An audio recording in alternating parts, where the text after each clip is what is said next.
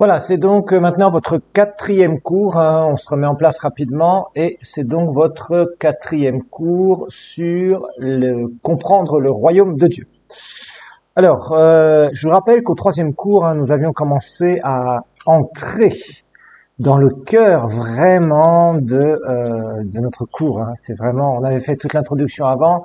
Je vous ai montré que Jésus, bien sûr, prêchait quoi? Prêchait le royaume de Dieu. Et qu'est-ce qu'il faisait? Il prêchait pas seulement, hein, parce qu'aujourd'hui on a beaucoup, comme je vous ai montré maintes fois, je sais, je me répète, mais peu importe.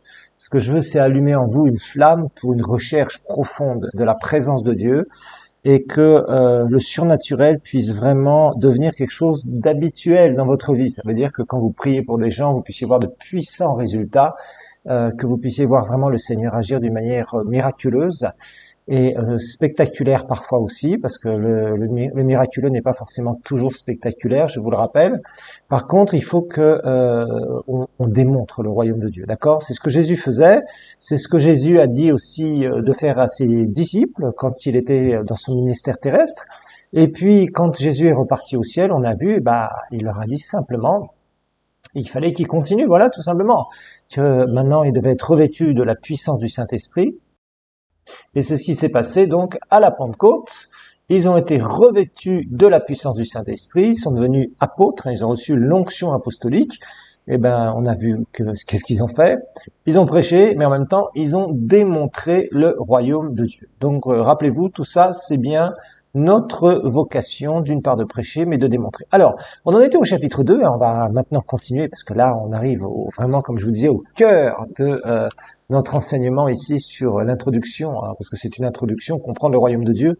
C'est plus une introduction au royaume de Dieu que de voir tout en détail de A jusqu'à Z, mais je tiens à mettre en vous un arrière-plan, un background, comme on dit en anglais, qui vous permettra de vraiment construire et de voir réellement le pourquoi de votre vie. Vous savez, souvent, on parle de destinée, ça c'est ma destinée, ça c'est ma vision, ça c'est ceci, c'est cela. Ok, c'est bien. Sur la terre, nous devons avoir une destinée, nous en avons une, un plan divin, nous en avons un. Nous avons vu dans prière numéro 2 comment ce plan divin pouvait être recherché, être découvert. On a vu qu'il y a des étapes, tout ça, etc. Vous verrez dans les 21 lois du leadership aussi comment vous comportez par rapport à ce plan divin. Si vous êtes appelé à être leader quelque part, eh bien vous verrez qu'il y a des lois qu'on peut appliquer. Et tout ça, c'est formidable. Mais d'un autre côté, il faut se rappeler que sur la terre, notre vie sur la terre, c'est infiniment petit par rapport à l'infiniment grand de l'éternité. Ça, il faut vraiment s'en rappeler. Hein. C'est vraiment infiniment petit, oui, ce temps que nous passons sur la terre. Mais à partir de là, notre destinée éternelle va dépendre de cet infiniment petit sur la terre de temps, parce que nous aurons décidé de suivre Jésus ou pas. Et là, quand nous suivons le Seigneur, eh bien, nous allons avoir la vie éternelle. Nous avons la vie éternelle. Et à partir de ce moment-là, eh bien, nous sommes embarqués avec un ticket gratuit pour l'éternité. Ça, c'est formidable. Et il y aura plein de choses qui vont se passer, qu'on va découvrir bien plus précisément dans Dispensation. Mais là, ce qui m'intéresse, c'est de vous donner un peu, un peu de fin des temps, il faut dire ce qui est, hein, mais aussi ce qui s'est réellement passé avant. Et puis vous amener à réfléchir sur comment vous allez manager votre vie, comment vous savez que de toute façon, vous n'êtes pas là éternellement sur cette terre. Donc la chose la plus importante maintenant, c'est de construire le royaume de Dieu, mais de ne pas non plus se faire avoir par certains enseignements, malheureusement, qui sont complètement déséquilibrés sur le royaume de Dieu et qui ne font que de focaliser les gens sur les bénédictions temporelles. Et ces bénédictions temporelles, elles sont à consommer sur place. Vous ne les emmènerez pas au ciel. C'est pourquoi nous devons nous concentrer en comprenant vraiment l'histoire du royaume de Dieu et en même temps, quand nous prêchons l'évangile, quand nous annonçons Christ, il faut annoncer ce que va être la vie éternelle, il faut en parler. Moi, il m'arrive des fois, quand je fais de l'évangélisation, de parler du ciel, du troisième ciel, qu'est-ce qu'il y a au troisième ciel? Et de dire aux gens, c'est votre choix. Soit vous restez dans vos péchés, vous irez pour la damnation éternelle, ou soit, eh bien, vous acceptez le Seigneur, mais il faut vous repentir de vos péchés pour ça et accepter Jésus et vivre ce miracle de la nouvelle naissance.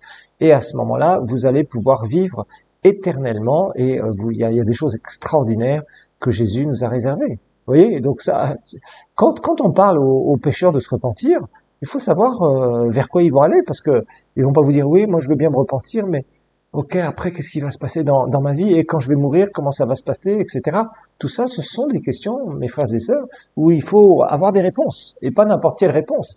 Des réponses qui sont scripturaires. D'autre part, je vous rappelle qu'il y a de plus en plus de faux enseignements, il y a beaucoup de séduction, il y a beaucoup de focalisation sur des choses complètement secondaires, ou je dirais même tertiaires, ou même infiniment derrière les priorités de ce que le Seigneur a pour nous.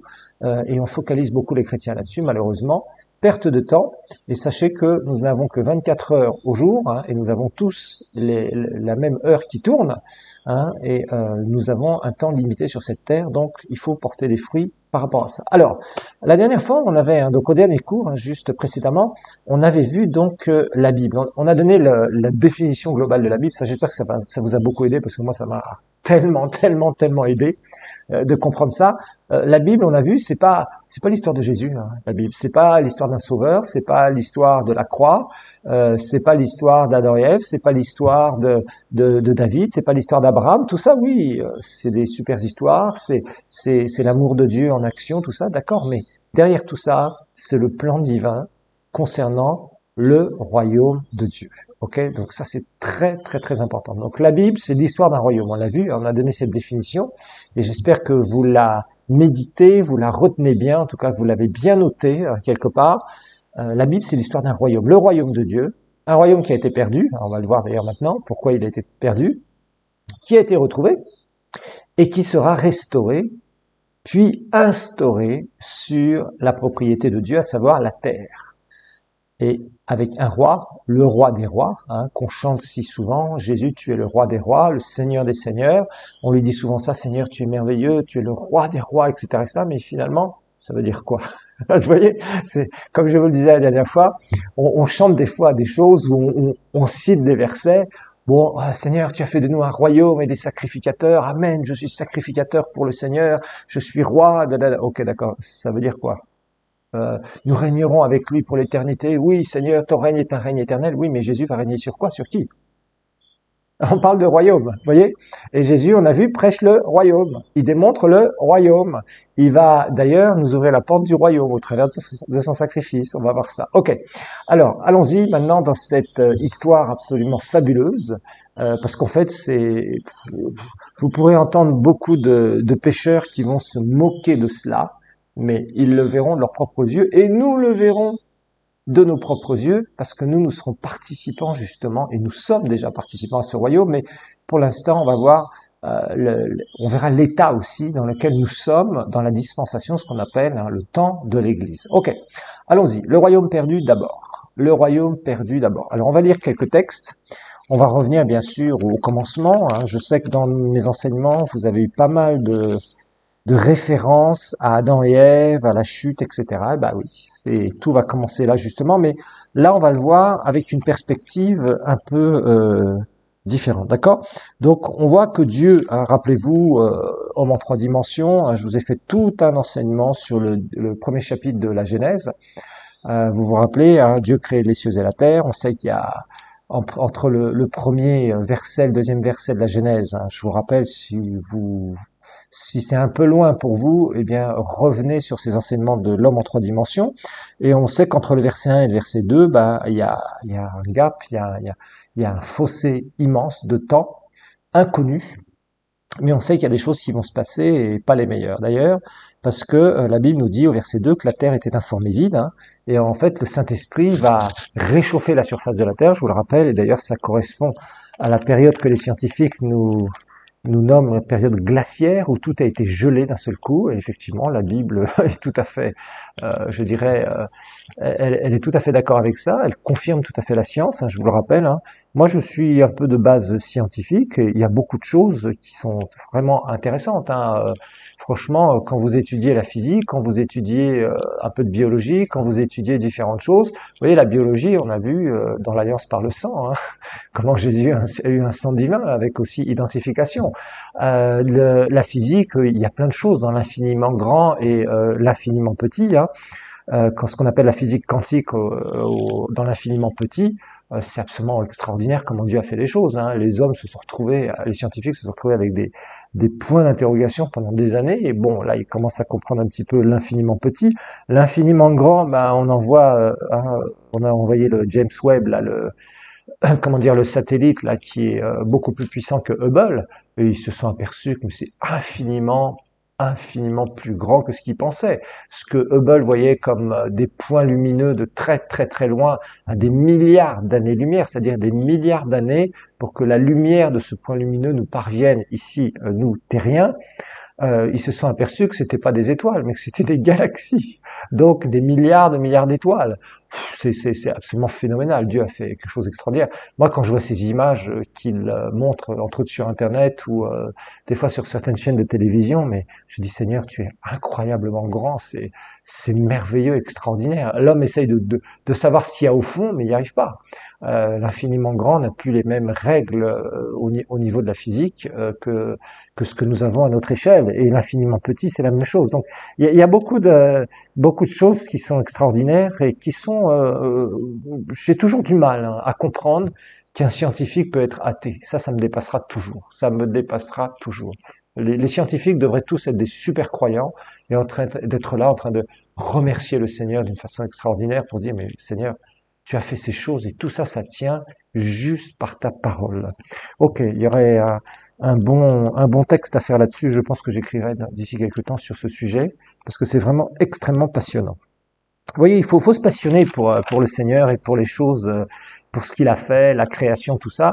On n'est pas appelé à être des ignorants. On voit le monde qui avance dans tous les sens et puis nous, on est là en tant que chrétiens, dire oui, amen, alléluia. Bon, d'accord, ça c'est bien, c'est la base, c'est bébé spirituel, ok.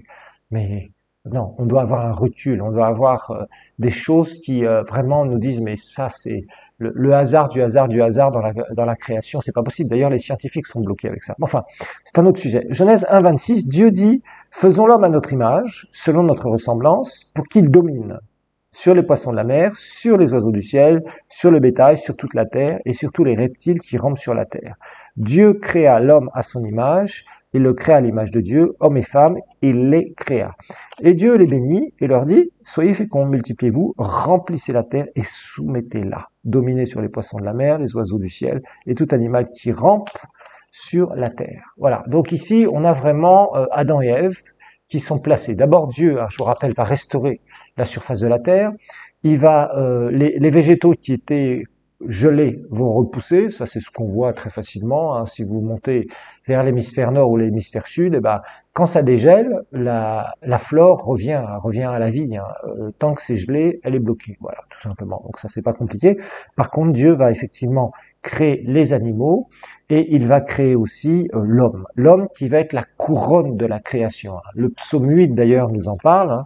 On va jeter un petit coup d'œil sur le psaume 8 rapidement. Ce sont quand même des versets que vous devez connaître, des passages bibliques qui ne sont plus étrangers pour vous. Donc au psaume 8, on prend, comment dire, à partir du verset 4, hein, on va dire, 8, verset 4, « Quand je regarde tes cieux, ouvrage de tes mains, la lune et les étoiles que tu as établies, qu'est-ce que l'homme pour que tu te souviennes de lui, et le fils de l'homme pour que tu prennes garde à lui. » Donc ça, on a un peu commenté tout ça, la grandeur de la création céleste, hein, au niveau du ciel, du deuxième ciel.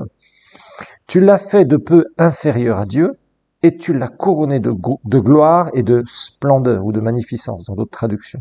Tu lui as donné la domination sur les œuvres de tes mains, tu as tout mis sous ses pieds. Voilà, ok. Alors, on sait que quand on comprend un peu, à la lumière du royaume de Dieu, l'histoire de la parole de Dieu, hein, que la parole de Dieu nous relate, c'est quoi? Dieu restaure la surface de la terre, on l'a vu, les végétaux repoussent, ça c'est de l'ancienne création, il fait une nouvelle création au travers des animaux beaucoup plus petits, on sait que les animaux de l'ancienne création, la création pré-adamique, étaient beaucoup plus grands, dinosaures, mammouths, etc.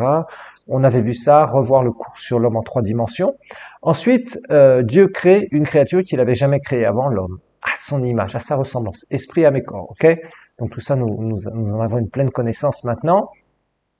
Et quel était l'objectif de Dieu? L'objectif de Dieu, c'était quoi? C'était d'instaurer son royaume sur la terre. Voilà, tout simplement. Troisième ciel, il voyait que sur la terre, il y ait des êtres qui l'aiment. Adam et Ève devaient être rois et reines sur toute la création. Et tous leurs descendants devaient servir le Seigneur, aimer le Seigneur.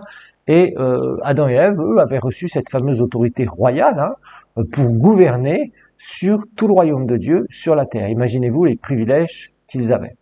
Malheureusement, nous savons, alors qu'ils étaient dans un environnement parfait, qu'ils avaient une communion parfaite avec le Seigneur, alors que ils voyaient à la fois dans le monde spirituel, c'est-à-dire les anges, les archanges, ils voyaient même les chérubins.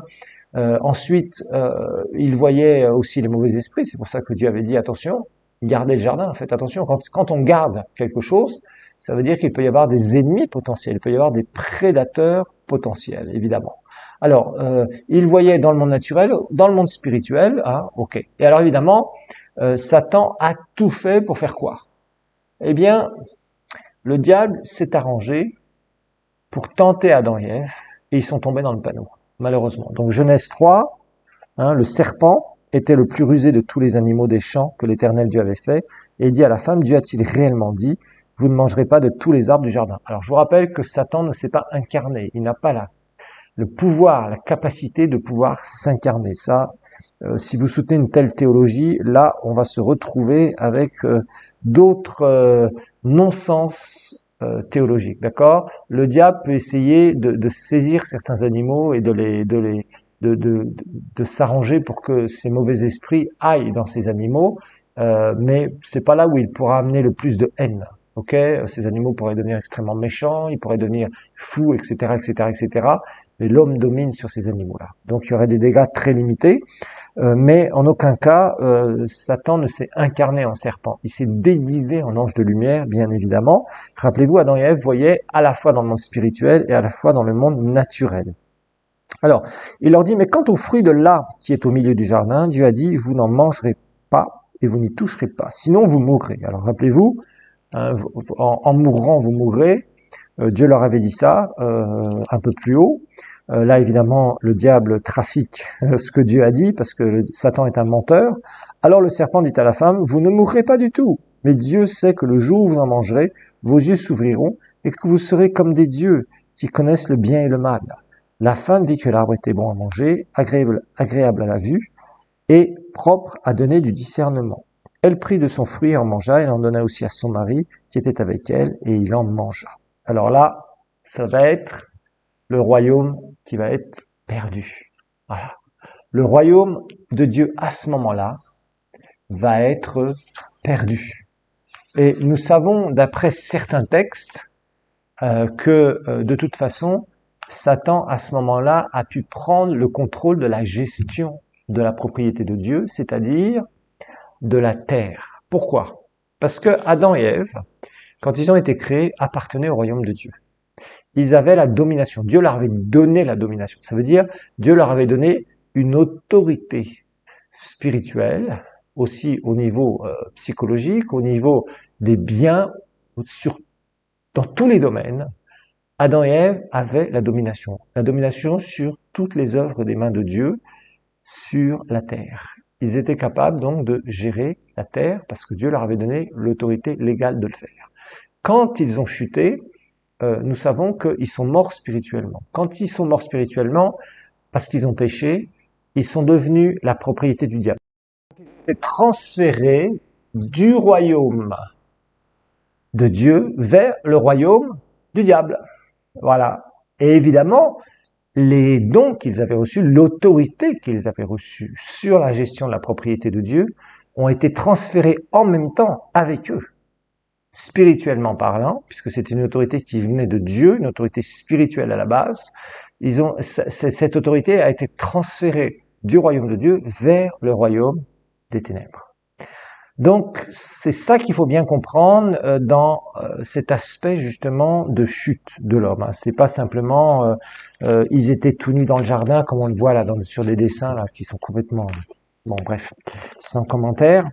Et puis là, on voit Ève qui mange une pomme, et puis on voit le serpent qui se cache un peu dans l'arbre, etc. Non, mais c'est c'est franchement du n'importe quoi.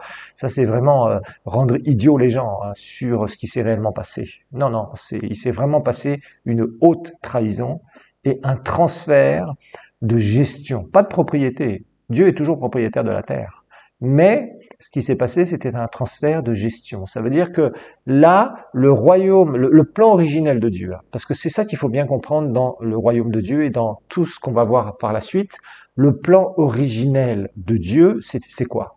Ben, c'est simplement d'amener son royaume sur la terre, sur sa propriété, et puis de vivre au milieu, lui, Dieu lui-même, de vivre au milieu de sa création, de ses créatures, que nous sommes à son image. Ça, c'est le plan d'amour parfait.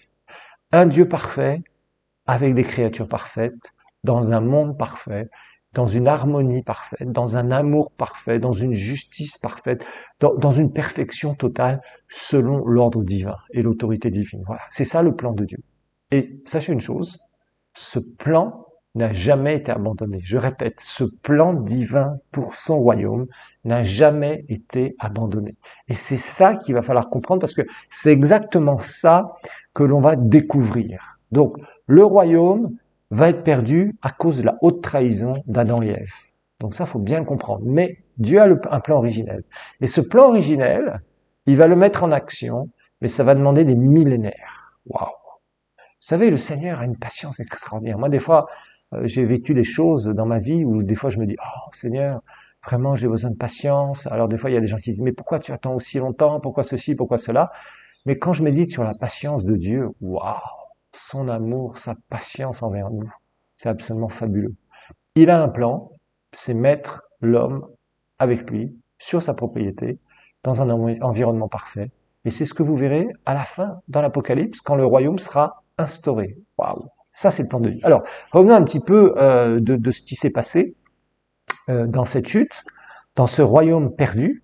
Regardez, par exemple, Paul lui-même. Hein, on avait déjà vu ces textes, mais on revient dessus parce que c'est vraiment important, parce qu'il faut remettre les bonnes bases. Dans 2 Corinthiens, chapitre 4, c'est fort hein, ce que Paul va dire.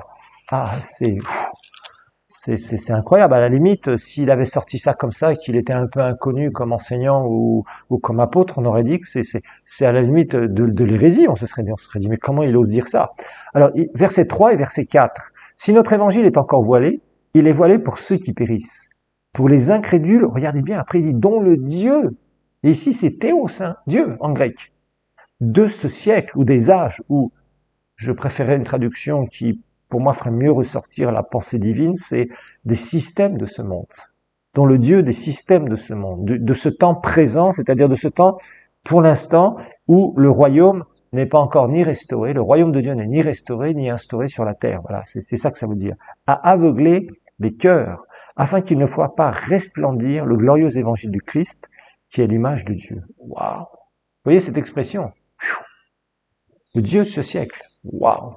Bon, une autre chose qu'on voit, une autre preuve claire, hein, c'est Luc 4. Hein, rappelez-vous, dans cette tentation où le diable tente Jésus, bah, il va lui dire des choses et le Seigneur ne va pas contredire ça parce qu'il le sait que c'est vrai. Le diable amena plus haut. Excusez-moi, Luc chapitre 4, versets 5 à 7. Luc 4, versets 5 à 7. Luc 4, 5 à 7. Le diable emmena plus haut, lui montra en un instant tous les royaumes du monde. Alors ça, c'est vraiment la suggestion. Hein. C'est pas que Jésus a été surélevé surnaturellement par la puissance du diable. Non, ça c'est pas possible. Si vous soutenez une telle théologie, là j'aurais vraiment d'autres questions à vous poser. Hein. Donc ça, c'est quelque chose qui s'est passé dans l'âme de Jésus. Ok, il lui dit, je te donnerai tout ce pouvoir, ou littéralement toute cette autorité, exousia ici encore, et la gloire de ces royaumes, car elle m'a été remise, elle m'a été donnée, et je la donne à qui je veux. Si donc tu te prosternes devant moi, bien sûr ça c'est la tentation spirituelle, hein, la prosternation c'est-à-dire l'adoration du diable, devant moi elle sera toute à toi. Et évidemment Jésus n'est pas du tout tombé dans le panneau, il lui dit, il est écrit, tu adoreras le Seigneur ton Dieu, et à lui seul tu lui rendras un culte. Satan n'a pas réussi à tenter Jésus dans ce domaine-là. Mais quand on lit bien ce texte, on dit, je te donnerai cette autorité légale, et la gloire de ces royaumes, car elle m'a été donnée. Waouh! Par qui? Par qui elle a été donnée au diable? Nous le savons maintenant. Par Adam et Ève. Par l'acceptation du fait que Adam et Ève ont obéi au diable. Ils se sont soumis à la seigneurie du diable ce jour-là. Ça a été la catastrophe. Le royaume a donc été perdu à ce moment-là. Et ça a été terrible. Il y a une malédiction sur la terre. Les plantes sont mortes. Bien sûr, l'homme est mort spirituellement. Il a été sujet à la maladie, à la mort physique. En mourant, tu mourras. En mourant spirituellement, il va y avoir des conséquences sur ton corps. Donc, à ce moment-là, Adam et Ève ne voient plus dans le monde spirituel. Quand il est dit leurs yeux s'ouvrir, ils se sont ouverts uniquement à tout ce qui est naturel. En fait, ils ont commencé à vivre avec leurs 5 sens. Voilà, tout ce que leurs sens, à partir de leur corps, leur donnait comme information. Ce que nous connaissons nous, vous voyez. Nous, c'est compliqué parfois à comprendre ça parce que on est né dans le monde des 5 sens, vous voyez. Donc, c'est pour ça qu'on marche par la foi uniquement. Donc tout ça, c'est des choses qu'il faut comprendre, mais parfois c'est un peu difficile. Vous savez, quand vous êtes né dans un milieu, c'est difficile de comprendre un autre univers, un autre milieu. Parce que vous êtes né là. Par exemple, si vous dites à un poisson, essaye de comprendre et de vivre dans l'air, il pourra pas. Parce qu'il a été créé pour vivre, où ça? Dans l'eau. Et quand nous naissons, nous naissons avec un corps mortel. Je vous rappelle que notre esprit est vivant à ce moment-là et que quand nous commettons notre premier péché, c'est là où nous mourrons spirituellement. Mais notre corps est mortel parce qu'il a été hérité d'Adam et Ève. Alors on voit ici que dans cette horrible trahison, Satan prend possession de la gestion de la propriété de Dieu et là ça devient le chaos. Qu'un enfant donc d'Adam et Ève devient le premier meurtrier de l'histoire de l'humanité. Après c'est la décadence, l'homme vit n'importe comment, il vit avec ses 5 sens, c'est la catastrophe, etc., etc., etc. Alors c'est là où on voit que le royaume est perdu, mais Dieu a un plan. Dieu, bien sûr, va susciter un peuple, c'est Israël, au travers d'Abraham, l'homme qui a reçu la plus grande promesse de l'histoire de l'humanité. Et en fait, ce qui va se passer, c'est que Abraham, lui, va, au travers de lui, ça va être l'incubation, la préparation du peuple d'Israël. Dieu va régner juste un petit moment sur son peuple, mais ça va mal se passer, nous le savons, ils vont demander un roi, etc., etc., etc. Et là, on reste toujours dans ce royaume qui est perdu. Dieu essaye d'avoir une nation qui devra le connaître, la nation d'Israël. Puis cette nation d'Israël va balbutier de partout, va désobéir, ils vont échouer complètement. Rappelez-vous qu'Israël avait pour mission, d'une part, de connaître le vrai Dieu, le seul vrai Dieu qui existe, les autres étant des démons mensongers, quel que soit le nom qu'on peut leur donner. Et puis, à partir de ça, Israël aussi devait répandre la connaissance de Dieu sur la terre. Et ils ont lamentablement échoué, nous le savons. Mais au travers de ça, Dieu a suscité David, et au travers de la lignée de David, évidemment, il va y avoir un Messie qui va venir. Et bien sûr, nous savons que c'est Jésus. Et c'est là où nous arrivons, à ce moment-là, au royaume retrouvé. Au royaume retrouvé. Alors c'est intéressant parce que ce royaume a été perdu, il a été perdu pendant 4000 ans. Entre Adam et Ève et Jésus, il y a environ 4000 ans. Je vous rappelle qu'on ne donne jamais des dates précises à une année. Après, je sais qu'il y a des étudiants qui disent toujours « Pourquoi vous dites qu'il y a 4000 ans, il y a 6000 ans, il y a 2000 ans entre Jésus et nous, etc. » C'est environ. Je vous le rappelle maintes fois parce que j'avoue que cette question ressort toujours d'une manière ou d'une autre parmi les étudiants. C'est environ, c'est parce qu'on a besoin d'avoir des idées. Je vous rappelle que on a divisé l'histoire de l'humanité en 3 grandes périodes pour l'instant. Entre Adam et Ève et Abraham, il y a environ, je rappelle, environ 2000 ans.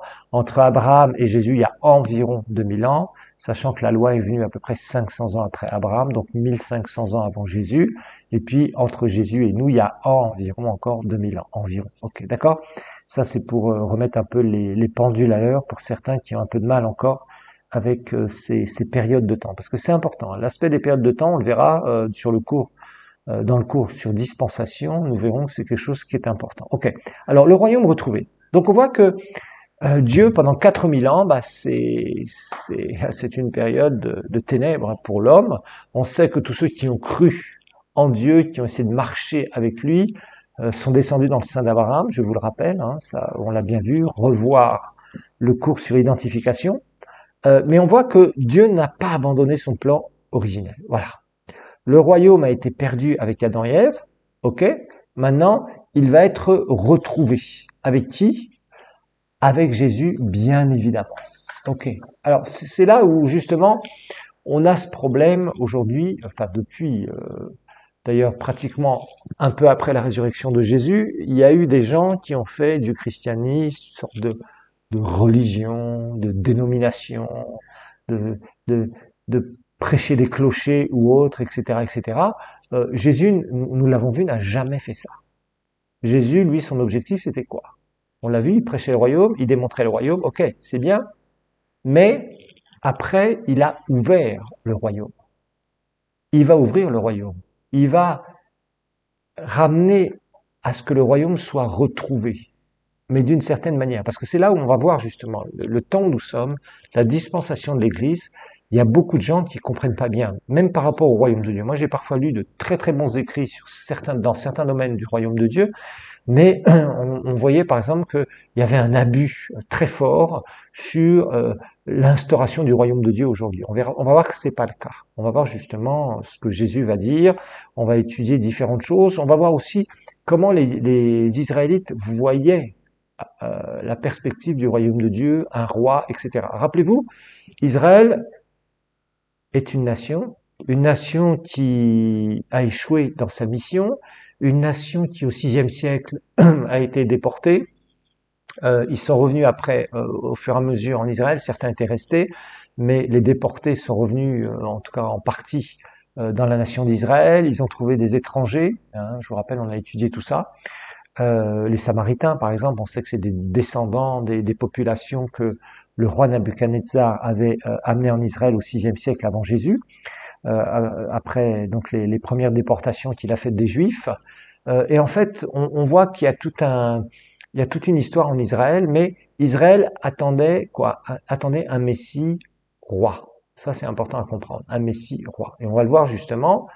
On va voir un petit peu comment il y a certaines choses qui se sont passées, qu'est-ce qu'ils attendaient quand Jésus est venu, ils se posaient des questions, etc., etc. Donc on va étudier ça. Alors Jésus vient, il prêche le royaume, il démontre le royaume.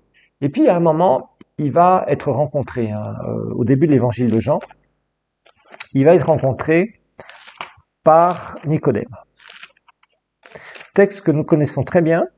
Hein, on a bien étudié ça, je vous rappelle, dans l'éveil spirituel. On a beaucoup travaillé là-dessus parce que l'important c'était d'abord que vous puissiez bien comprendre les fondations du salut. Et en fait, c'est là on va le voir, mais avec la perspective du royaume. Donc, hein, parce que on a vu la nouvelle naissance, il fallait se repentir, il fallait comprendre, enfin accepter qu'on était pécheur, etc., etc. Et puis là, on va découvrir de plus en plus que il y a une perspective du royaume. Là, c'est là où on va insister, justement. Ok, on va revoir donc verset 1. Mais il y avait parmi les pharisiens un chef des Juifs, donc un croyant hein, de l'époque, qui priait, oui, mais qui n'était pas sauvé, nommé Nicodème. Il vint de nuit auprès de Jésus et lui dit, Rabbi, nous savons que tu es un docteur venu de la part de Dieu, car personne ne peut faire ces miracles que tu fais si Dieu n'est avec lui. Jésus lui répondit, en vérité, je te le dis, si un homme ne naît de nouveau, regardez bien, il ne peut voir quoi? Le royaume de Dieu. Là, on parle du royaume. Nicodème lui dit, comment un homme peut-il naître quand il est vieux? Peut-il une seconde fois rentrer dans le sein de sa mère et naître? Jésus lui répondit, en vérité, je te le dis, si un homme ne naît d'eau et d'esprit, il ne peut entrer dans le royaume de Dieu. Donc ici, on voit que 2 fois, le Seigneur va mentionner le royaume de Dieu en corrélation avec la nouvelle naissance. Nouvelle naissance nous permet de voir le royaume spirituel, par la foi bien sûr à la base, et d'entrer dans le royaume spirituel qui est le royaume de Dieu. Donc ça, c'est important parce que euh, je vous rappelle que la nouvelle naissance, c'est un changement de royaume. Et c'est ce que Jésus est venu apporter. C'est là où justement, il va ramener le royaume. Il va ramener à ce que le royaume soit retrouvé. Parce que le royaume était perdu pendant 4000 ans. Le cœur de Dieu souffrait de voir que les pécheurs, les pécheurs perdus n'avaient aucune occasion de se repentir et de venir à lui réellement. Et d'autre part, Dieu voyait aussi que tous ceux qui cherchaient à marcher avec lui, comme les plus grands prophètes qu'on peut voir dans l'Ancien Testament, ils étaient toujours pécheurs. Maintenant, comme ils avaient la foi et qu'ils attendaient le Messie promis, et que c'était pas de leur faute qu'ils étaient venus avant la naissance du Messie, sa mort et sa résurrection, à ce moment-là, ce qui se passait, c'est qu'ils allaient dans le sein d'Abraham. Et rappelez-vous que Jésus est venu délivrer les captifs, Éphésiens 4, verset 8, je vous le rappelle. Revoyez ce cours sur l'identification si vous êtes un peu, vous rappelez pas très bien de certaines choses. Vous savez, ça c'est des vérités qu'il faut vraiment méditer, c'est très important. Il faut que vous soyez absolument au clair sur ce qui s'est passé, sur ce qui se passe actuellement, à chaque fois, avec la mort physique. C'est très important par rapport à l'état spirituel d'une personne. Parce que ça, c'est des fondations indispensables pour pouvoir prêcher correctement le royaume de Dieu et pouvoir démontrer le royaume et de rester sur la piste.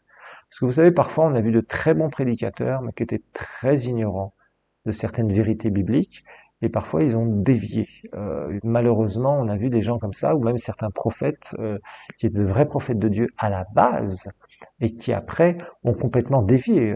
Par exemple, on a l'exemple de William Branham, qui vraiment, au début de son ministère, avait des choses absolument phénoménales, fabuleuses, etc. Mais c'était pas un enseignant de la parole de Dieu. Et quand il a voulu commencer à enseigner, il a complètement dévié dans des fausses révélations et des choses qui sont pas du tout scripturaires. Il a réglé même des comptes au travers de ça, des comptes personnels.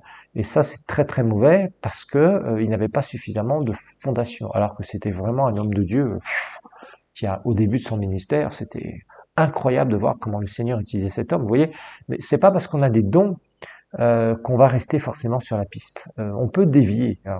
C'est pourquoi la doctrine, c'est quelque chose de très important, de rester sur la saine doctrine. D'ailleurs, Paul le disait à Timothée, de rester vraiment dans la saine doctrine. Parce que quand on commence à s'ouvrir à des faux enseignements, à s'ouvrir à des fausses prophéties, il y a des esprits sataniques de séduction qui viennent pour détruire des ministères. Et malheureusement, on en a vu plus d'un comme ça, parce qu'ils n'étaient pas bien fondés sur des vérités bibliques.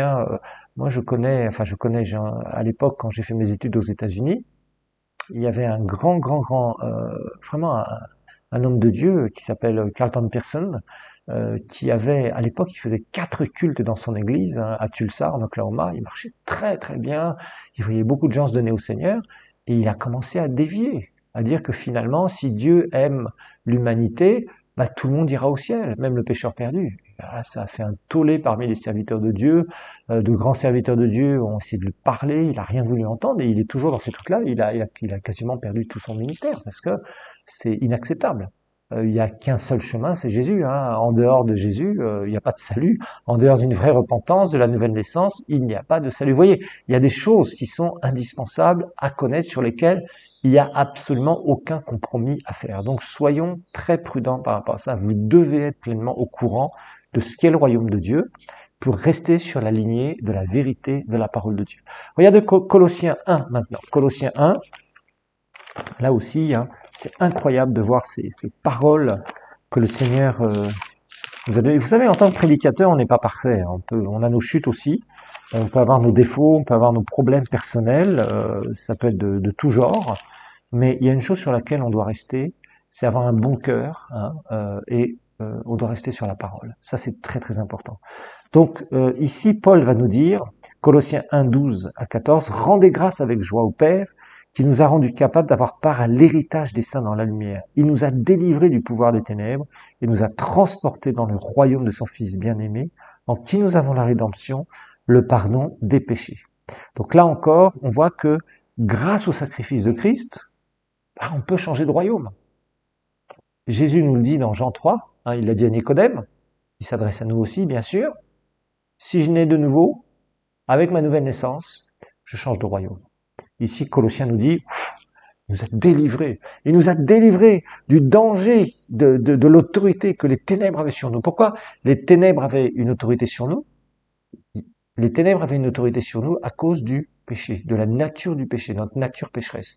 C'est pour ça, je vous rappelle, que Dieu a recréé notre nature pour donner sa nature divine et que nous sommes en Christ et nous sommes de nouvelles créatures en Christ. Et c'est pourquoi il nous a sortis de ce royaume satanique dans lequel nous étions des esclaves et qui nous amenait en enfer. C'est très clair, vous voyez? Donc là, il y a une ouverture du royaume. Donc, cet événement de la croix, c'est absolument fabuleux, justement, de voir qu'il y a cette ouverture du royaume, cette ouverture extraordinaire que le Seigneur a réussi à faire, à nous donner. Waouh! Vous savez, la Bible nous dit que même les anges plongent leur regard.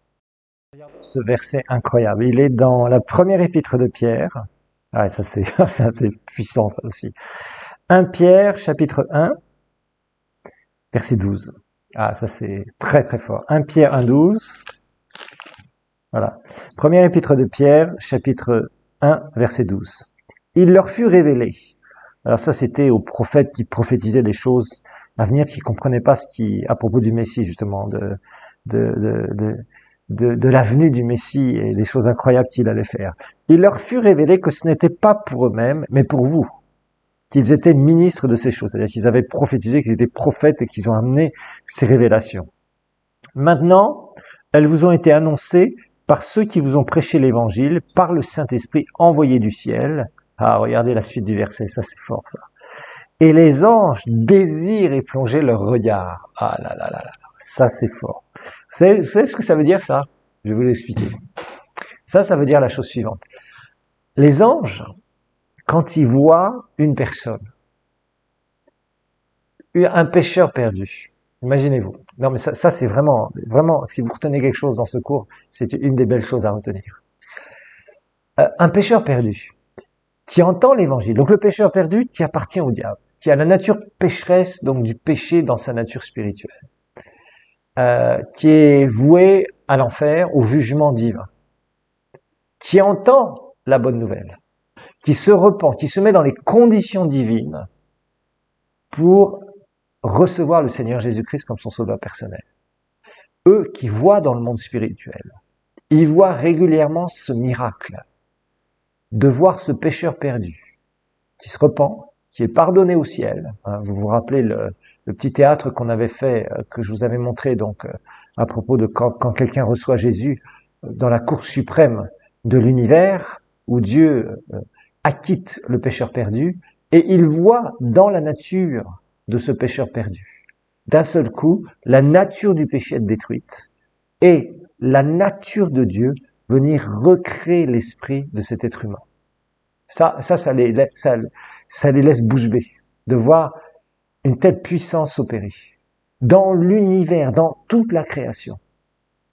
Celui qui est damné, il est damné pour l'éternité.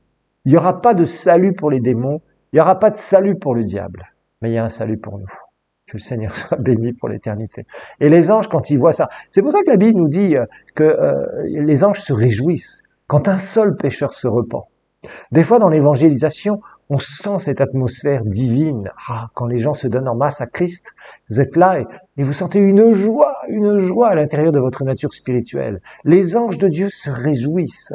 Et cette joie vraiment nous est communiquée quelque part, de voir que des gens ont eu leur éternité, leur destinée éternelle, être transformés. Passer de la direction de l'enfer, du pécheur perdu, du pécheur qui est mort spirituellement, et d'un seul coup, être complètement transformé et avoir la vie divine. De la mort spirituelle, recevoir la vie divine au travers du sacrifice de Christ. Ça, mes frères et sœurs, c'est quelque chose d'extraordinaire. C'est pour ça que Jésus nous a retrouvé le royaume. C'est pour ça qu'il a commencé à prêcher le royaume. Il a guéri les malades. Il a délivré les démoniaques parce que Jésus était du royaume. de Dieu. Il est du royaume. C'est lui-même le roi des rois. Donc vous voyez, quand il est sur la terre, il manifeste le royaume, il prêche le royaume, il manifeste le royaume.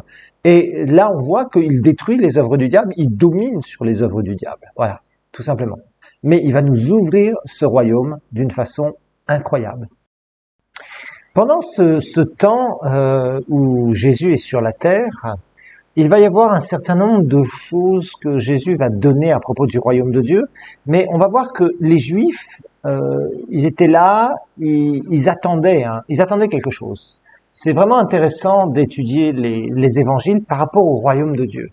Parce que Jésus va donner un certain nombre de paraboles dans les évangiles, il va donner un certain nombre d'histoires aussi qu'il va raconter pour que les Juifs qui attendaient un roi. En fait, les Juifs attendaient quoi? Ils avaient la promesse du Messie. La promesse du Messie, c'était quoi? Le Messie, d'abord, c'était un roi. Ce Messie qui était un roi, il devait quoi faire? Il devait les délivrer de l'occupant. Et là, en l'occurrence, de l'occupant romain.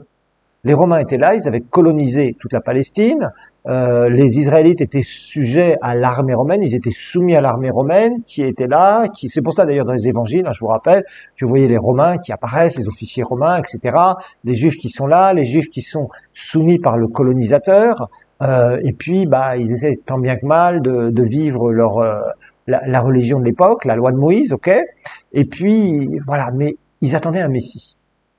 Et leur perspective du Messie, c'était quoi? C'était simplement d'avoir quelqu'un qui allait les rendre libres par rapport à tout oppresseur, et ils avaient aussi les promesses de devenir la nation la plus importante du monde, de dominer sur toute la terre. Parce que à partir du moment où ce Messie, qui serait le successeur de David, avec toutes les prophéties de l'Ancien Testament qu'ils avaient, c'était assez facile de connaître, de savoir qu'ils allaient connaître évidemment une prospérité sans précédent. Et d'ailleurs, ça va être pendant 1000 ans, c'est prophétisé dans l'Ancien Testament d'ailleurs, que pendant 1000 ans, le Messie va régner, il va régner à partir de Jérusalem, il va y avoir, Israël va devenir extraordinaire, etc., etc., etc. Donc en fait, ils attendaient ça. Mais en fait, on va voir qu'ils vont se retrouver bloqués quelque part. Mais regardons ensemble dans Matthieu 2, par exemple. Dans Matthieu 2, il y a des traces vraiment intéressantes de cet aspect de la royauté. Les Juifs avaient conscience du royaume. C'est ça qui est un peu bizarre avec les chrétiens. Les chrétiens, ils ont tendance à dire, nous on va être bénis, on va être bénis, on va être protégés, on va être guéris, on va être ceci, on va avoir de l'argent, on veut, aujourd'hui c'est je vais être le premier, c'est moi qui va dominer, c'est je vais être ceci, je vais être cela. Attendez, doucement.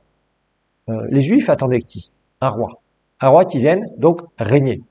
On a l'impression que les chrétiens, pour eux, bon, c'est vrai, je suis sauvé, je vais au ciel, en attendant, je dois être le dominateur ici sur la terre, avec le royaume de Dieu, je dois montrer que je suis grand, je dois montrer que j'ai réussi, que Dieu m'a béni, que Dieu ceci, que Dieu cela. Ok, mais quelle est notre perspective du royaume? Comme je le disais précédemment, quand on interroge les chrétiens, ils témoignent de Jésus et on leur dit mais en fait c'est quoi? C'est au ciel, d'accord, mais c'est quoi? Qu'est-ce qu'il y a? Comment c'est? Et ils savent pas. Ils n'ont aucune réponse par rapport au royaume de Dieu. Donc le cours justement est entre autres fait pour ça. Mais regardez un peu ce qui va se passer autour de la naissance de Jésus. Regardons Matthieu 2, versets 1 à 6.